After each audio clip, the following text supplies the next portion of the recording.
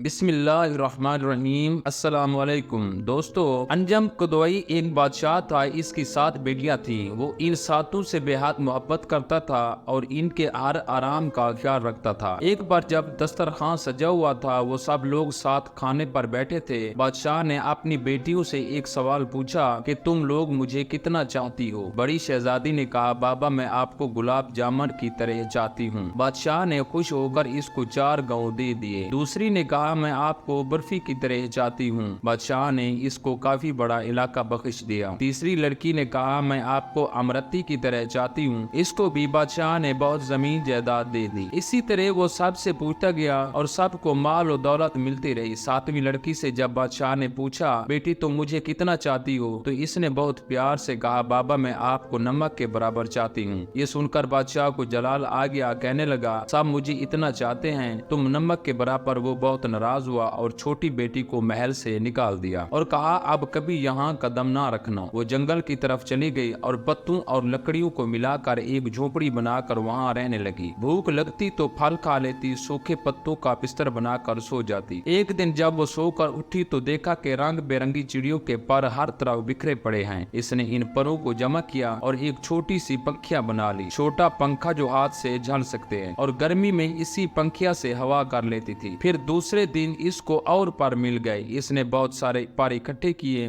اور کئی پنکھیاں بنا لی اور جنگل کے کنارے سڑک کے پاس جا کر بیٹھ گئی۔ اپنا چہرہ چادر سے ڈھانپ لیا۔ لوگ آتے گئے اور پنکھیاں خریدتے گئے۔ اتنی خوبصورت پنکھیاں انہوں نے کبھی نہیں دیکھی تھی۔ اب تو بھیڑ سی لگی رہتی۔ ایک بار شہزادے کا ادھر سے گزر ہوا، اس نے اتنے خوبصورت پنکھے کبھی نہیں دیکھے تھے، سارے خرید لیے۔ پھر شہزادی سے پوچھا، تم کون ہو؟ اس نے کوئی جواب نہیں دیا۔ اس کے خوبصورت ہاتھ بتا رہے تھے کہ اس نے کبھی کام نہیں کیا تھا۔ پنکھیاں بنانے میں اس کی انگلیاں زخمی تھیں۔ شہزادہ اس کے پیچھے جنگل آ گیا اور جب اس کو پتہ چلا کہ وہ شہزادی ہے اور سزا کاٹ رہی ہے تو بہت غمزدہ ہوا۔ وہ اپنی سلطنت پر واپس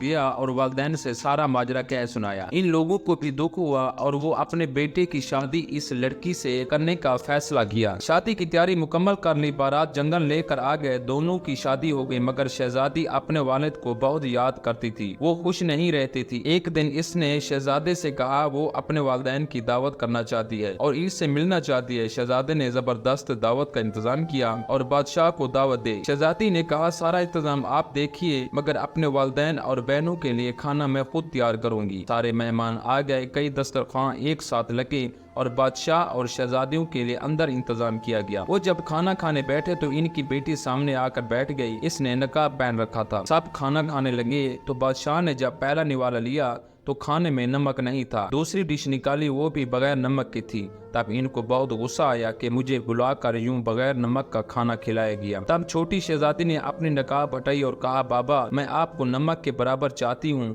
یہی کہا تھا میں نے، نمک کے بغیر کسی چیز میں لذت نہیں ہوتی۔ بادشاہ چونک اٹھا، پھر اس نے آگے بڑھ کر بیٹی کو گلے لگا لیا اور اس کی آنکھوں میں آنسو بھر آئے۔ بیٹی سے معافی مانگی تو شہزادی نے کہا، کوئی بات نہیں بابا، اللہ تو سب کا ہے، آپ پریشان نہ ہوں، میں اب بہت خوش رہتی ہوں۔ بہنوں نے بھی معافی مانگی اور گلے لگایا اور شہزادی نے سب کو کھلے دل سے معاف کر دیا، مگر ان سب کو احساس دلا دیا کہ وہ غلطی پر تھے۔